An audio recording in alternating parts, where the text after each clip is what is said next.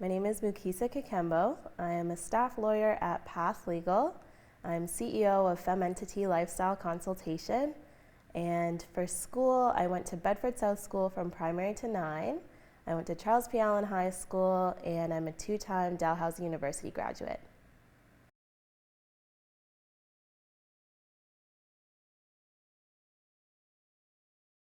I feel the school environment impacted my identity and self-expression in that I felt lost for a long time. There wasn't a lot of people besides like my brothers and a few other Black folks who were in school. There wasn't any Black teachers, so there wasn't a lot of people that I could turn to in terms of talking about my culture or my heritage. I did get that at home, but even at home, there was a cultural difference because my parents are Ugandan and I was born and raised here. So I didn't grow up speaking my language. My parents spoke Luganda at home oftentimes when they didn't want me to know what they were talking about. So I was kind of caught in between two cultures. And at school, I feel like a lot of the students were, I got called an Oreo. So black on the outside, white on the inside. People didn't really see me as black, I guess I would say. Like obviously there was my skin color, but there was never really that much conversation about it. And our school was like pretty multicultural. We had a lot of my friends were Arabic or Asian, but the majority was white. So yeah, I struggled a lot with my identity growing up. I came more into my identity in adulthood. After high school, I would say, I explored my identity a lot more in university and just started asking more questions. I got to go to Uganda when I was in around grade 9, and that was like quite a culture shock for me. It was amazing and fulfilling, and just going to the homeland and seeing all of my cousins and aunties and uncles and being embraced by my people was very impactful for me. But then coming back here, I still felt so disconnected. So I did struggle a lot during school with my identity, but luckily I took the time to explore that as an adult, and I'm much more secure in who I am now.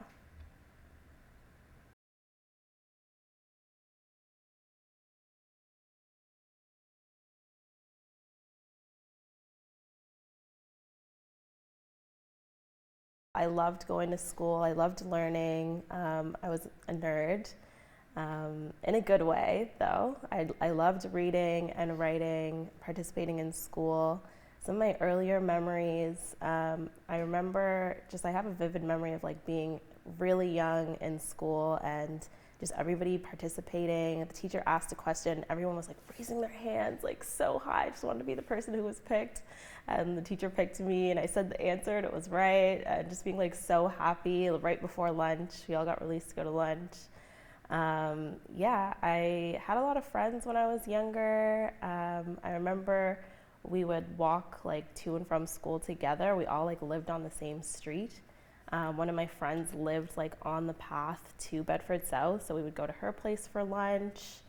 Yeah, I remember having really positive influences and interactions from P to 9.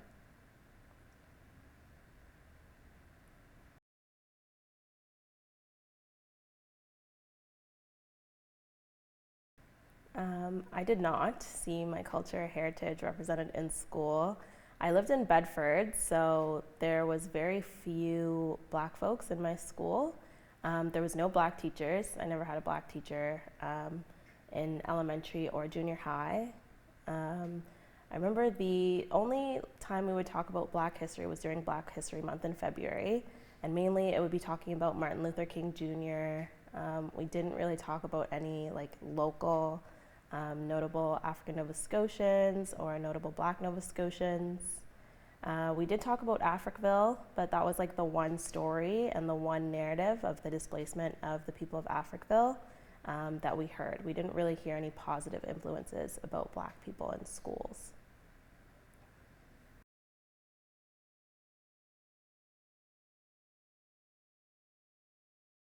The people who were calling me an Oreo when I was growing up was both black people and white people, unfortunately.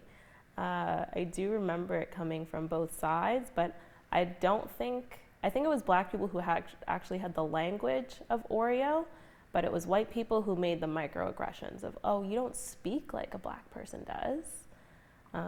So I was getting it from both sides, but in different ways.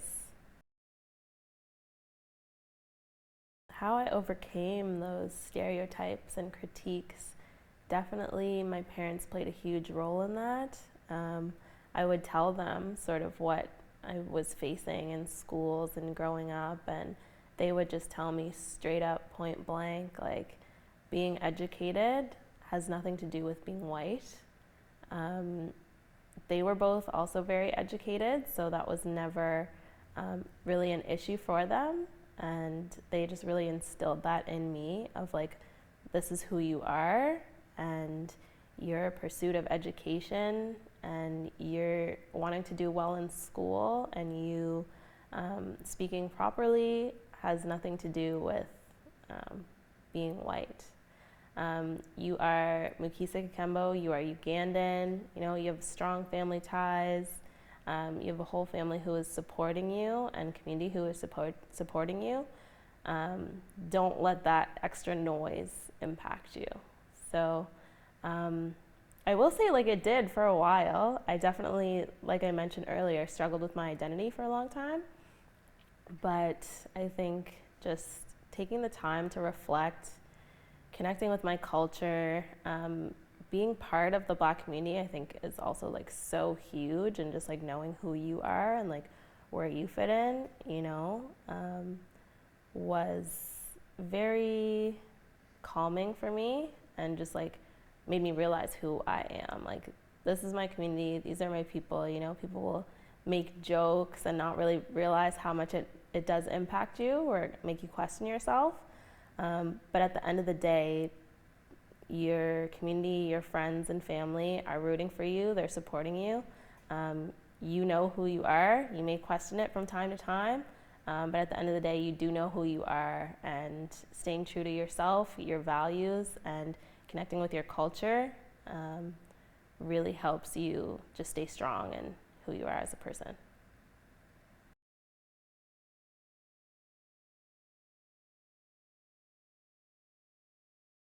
Once I got to high school, there was an African Nova Scotian support worker, and that was really helpful because when I was in high school, my parents put me in the IB program. So it's kind of like a secluded program from the rest of the high school. So I got disconnected from my friendships that I made from P to 9.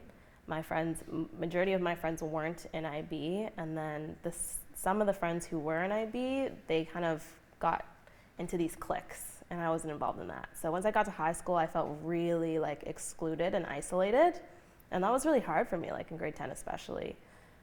So just one day, I remember like going to class. This black man came up to me and he was like, "Hey, like, what's your name? Who are you?" And I introduced myself, and he introduced himself as an African Nova Scotian support worker. He let me know that there's a room dedicated for black students just to go and like hang out and sort of connect with each other. So that was a game changer, honestly. Like, I finally had a space where I felt, you know, included, and it was also impactful just because being from Bedford, a lot of the people who were in my high school were from Hammonds Plains, so I felt like pretty disconnected. I didn't really know the black community in Hammonds Plains at all, but they would go to the African Nova Scotian support workers room as well, and we would all just hang out.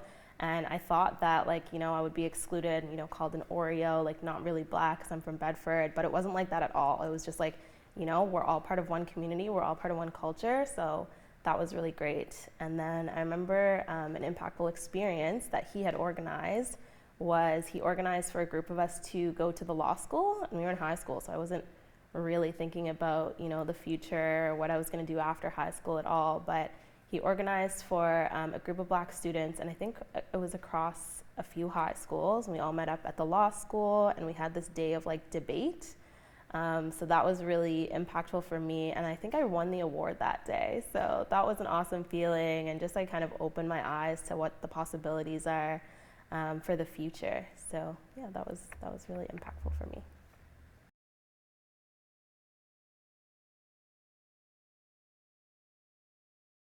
Advice that I would have for educators and administrators in schools is to check your biases and support Black learners as much as you do white learners and all learners. Um, that reminds me of an experience that I had in high school when I was debating what I wanted to do after high school, debating whether I wanted to go to law school or post secondary education in general. And I went to the guidance counselor to talk about what my options were. And he said, don't worry about post secondary, just worry about graduating, worry about passing your classes. And I feel like a lot of Black people that I've talked to have a similar story, and that really needs to stop. Like, their expectations of us can have a huge impact. Luckily, I have a network of support, and I have parents who are in education, so that was never a question for me. Passing my classes was never a question. That was automatically going to happen, but having such low expectations of Black learners can be detrimental for some people. They might take that advice and think, oh, all I have to do is pass my classes and then just aim for that. Whereas, like, for me and for I think all of us who are in school and, you know, just starting out in the world, the sky's the limit. Opportunities are endless. You know, we can be like whoever we want to be, we can go where we want to go, we can pursue the careers that we want. So for educators, they really need to be supportive of that, be supportive of our dreams, be supportive of the opportunities that are in store for us, and don't ever like hold Black learners or learners of color back from anything else. For educators, I would say for educators, I would say just expand the scope of your education. Often we're just taught about like sort of the mainstream, white history. When we learn about Black history, we learn about either like Africville, slavery, or Martin Luther King. There is such a rich history, especially in Nova Scotia, of our people, and we need to be taught that in schools. Like, we deserve to know about that history. We deserve to know about our culture. We deserve to know about like coming from royalty, our ancestors. Those stories need to be told in schools. And just as much as Black educators are able to teach those stories, white educators are able to teach those stories too. And it can be helpful for absolutely anybody going through schools. So that would be my advice. And for students, like I said, sky's the limit. Opportunities are endless, especially with the age of internet. There really is no limits to what you can achieve in this life. So just like dream big and go for it.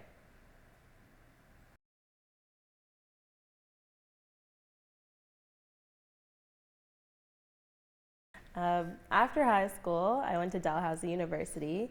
I did my undergrad in psychology, and I started out wanting to be a psychologist, but later I felt like I wanted to have more, more power to make a change in the world. So I ended up switching to gear my education more towards law. I knew I would have to get a higher education after undergrad, so I switched to a double major in international development because there was more reading and writing and sort of history and politics that I felt would be applicable to law school. I also, after the second year of undergrad, when I decided that I wanted to go to law school afterwards, I've learned about the IB&M program, which is the Indigenous, Black, and Mi'kmaq program. And I was connecting with more of people who have been through that program, so lawyers who have graduated from that program. And they mentioned to me that one of the questions was, how are you connected to the Black community? And at that point, I didn't feel like I really was, so I searched for some more opportunities that I could do that. And I came across the Delmar Buddy Day Learning Institute.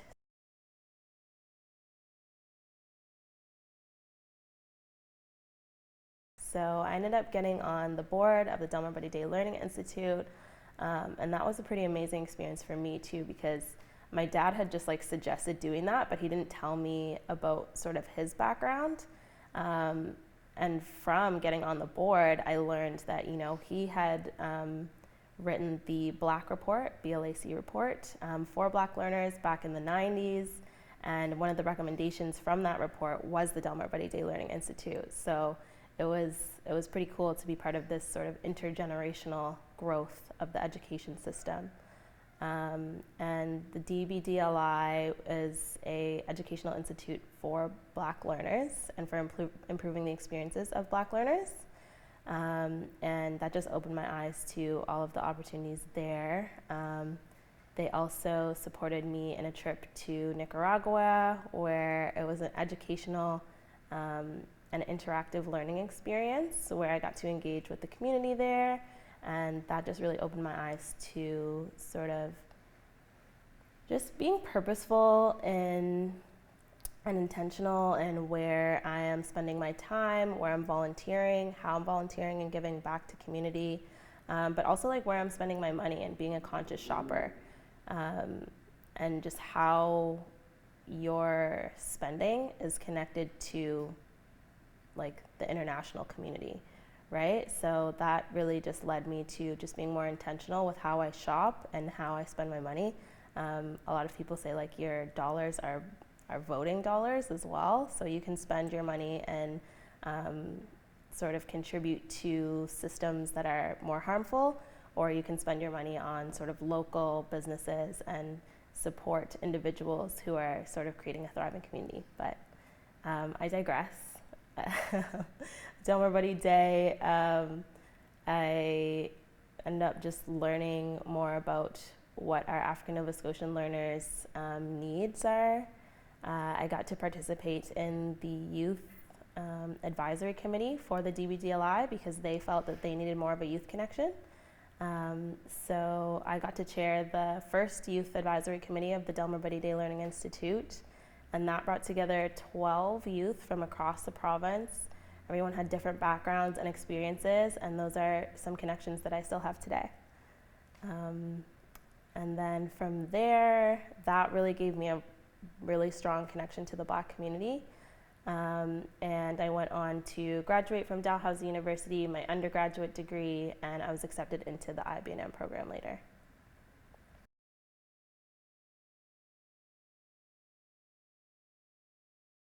After undergrad, I decided to go to law school, and I was accepted into the Indigenous Black and Mi'kmaq program. And that is a program that accepts 6 Black students as well as 6 Indigenous students in efforts to encourage more of our community members to go to law school. Historically, we weren't permitted to go to law school, so this program is kind of to ameliorate the disadvantage that we have faced in the past. And that was huge for me. I don't think I would have got through law school without the Indigenous Black and Mi'kmaq program. So there was just a lot of supports. There's a director of the IB&M program who has an open door policy. So anytime I was facing any sort of struggle with law school, I was able to go to that person. That was Michelle Williams, and she was a prof as well at the law school. And she just welcomed me with open arms, and she just had a listening ear. So that made all the difference in terms of the support through law school. There was also a room specifically for Indigenous Black and Mi'kmaq students to go just to study, connect with each other, sort of get away from the rest of the law school. It's very, like there's a white majority in the law school. And even when you're learning about the law, it can be very oppressive. You learn about the history of the laws and how discriminatory they were, and those cases going to court, and the courts even ruling in favor of discrimination, saying that, oh, it's actually legal to discriminate against Black folks, you can do that. So just learning the history of the law itself, I didn't anticipate as being such a difficult part of the process. I thought, you know, law school itself was gonna be difficult, the exams, the written papers, but not actually the law itself and how it would impact my identity. So having the support of the Indigenous Black and Mi'kmaq program to fall back on was huge. And they also have a huge alumni. They have over 200 grads, and there's just somebody who's always like willing to help you and willing to talk to you. There's just always somebody who's rooting for you.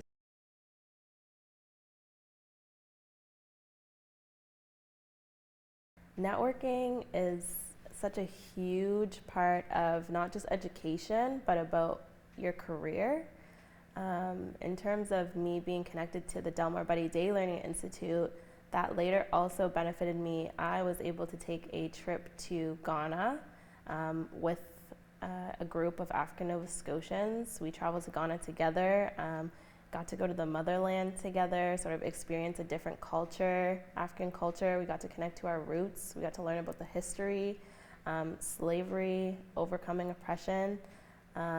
We got to laugh together, cry together. That was just such an impactful experience that I got just from sort of volunteering with the Delmar Buddy Day Learning Institute.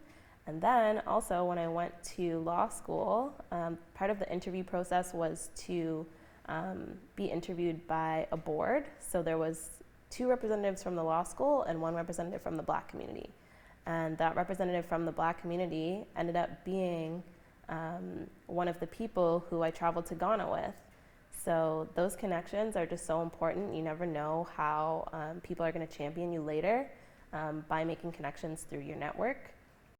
So I went to an event that the IBNM program was invited to in law school, and I met Candace Thomas, who is now the Deputy Minister of Justice for the province. And I was telling her that I wanted a meaningful internship, and I was thinking of doing that internship at Legal Aid. And she told me, no, don't do that. I have the place for you. I'm going to connect you with Emma Halpern from the Elizabeth Fry Society.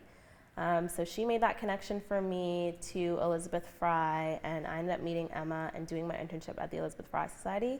And also, just as a backstory, going to law school, I said, I am open to doing any type of law except for criminal law. And then I worked at the Elizabeth Fry Society, and I'm now a criminal defense lawyer. So it really just opened my eyes to how much help is needed in that area and the stigma that people have against people who are caught up in the criminal justice system. But what people don't realize is like how much the system is stacked against Black people. I just learned so much, and a report came out, over 1/3 of Black men in Nova Scotia have been charged, and that's in comparison to, I want to say 6% of white men who have been charged with a crime. So those numbers are absolutely wild. It's so disproportionate. So racism plays such a large role in the justice system. So I think it's just so important for Black folks to be in positions of power and be in positions of authority in the courtrooms, just so that we can protect each other and advocate for each other.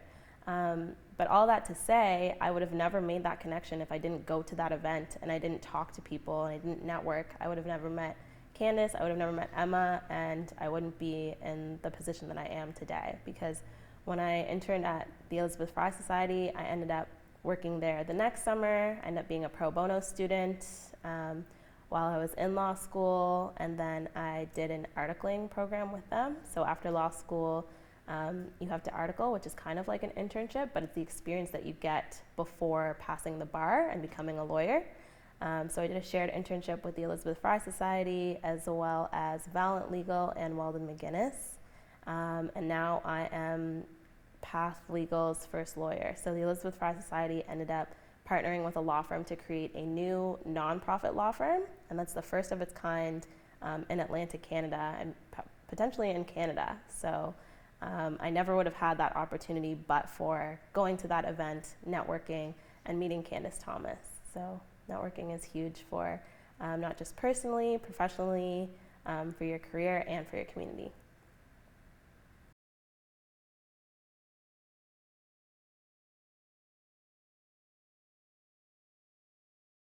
I think a lot of people think that, Africans come here and they're given more opportunities and they're rich, they come here with money, but my parents came here with nothing but the clothes on their back and maybe some change in their pockets. It was just because my dad got the opportunity to go to Dalhousie University is what landed them here. But they came here with nothing. They came here with no properties. They came here with no money. They just had their education and they built themselves from the ground up. So my mom came here. She did have children, but she was working the whole time. You know, we had some family support to help take care of us at home, but she was doing night school as well. So my parents really hustled, and I remember us just like living in Sackville and me being with the babysitter who was also my cousin, and just mom working so hard and dad as well. So they really hustled. We were renting then. They ended up saving up enough money to buy a house in Bedford. So we moved to Bedford when I was around 5 or 6 years old. And yeah, they've just continued building. They wanted to build generational wealth, and they've been able to succeed in doing that. So from getting their education, mom becoming a teacher, she got her bachelor in education, and she ended up doing her master's as well, specializing in, I think, inclusive education. So she works with students with disabilities.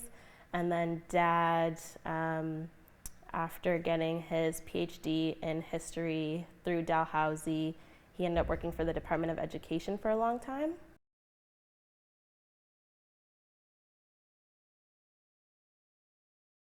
My dad ended up getting his PhD in history at Dalhousie University and eventually securing a job with the Department of Education. And he worked in the Department of African Canadian Services and was the director of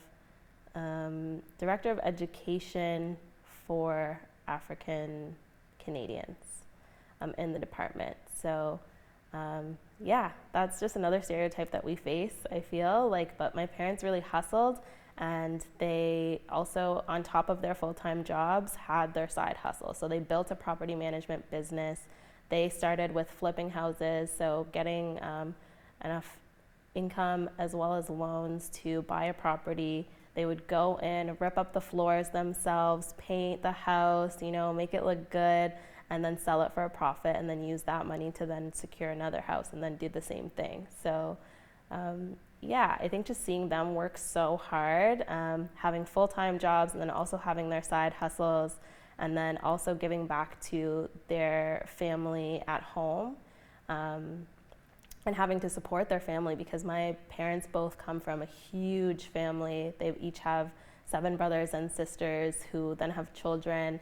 Those children need to go to school, and it's not like free public school in Uganda. You actually have to pay to go to school if you want to get a quality education. So them working so hard, being able to provide for us, being able to provide for their family back home, but then also having people here who, understandably, like, you know, African Nova Scotians have a very rough history here, and the names associated with African Nova Scotian people do face like specific discrimination. And it doesn't even matter how like light or dark you are, like just having that name, people are discriminated against. But then also there can be a divide in our communities as well, just with thinking like, oh, okay, well, you're African, like you're rich, you know, you get more opportunities. Like, no, y'all, like, we need to stick together. Like, at the end of the day, like, a white person in a system is going to see me and you as black. And so we need to be able to support each other and advocate for each other.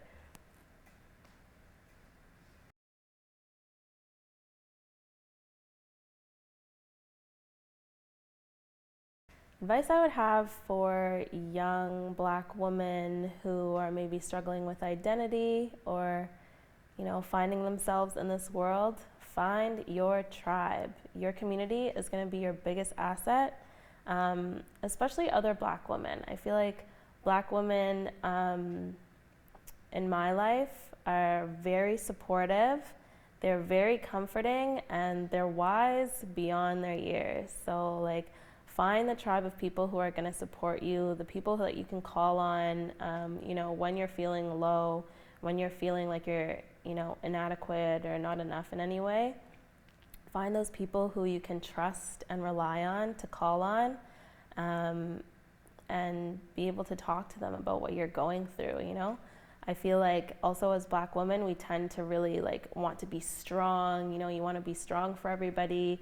You end up holding all of that in, and then you end up taking that all on yourself.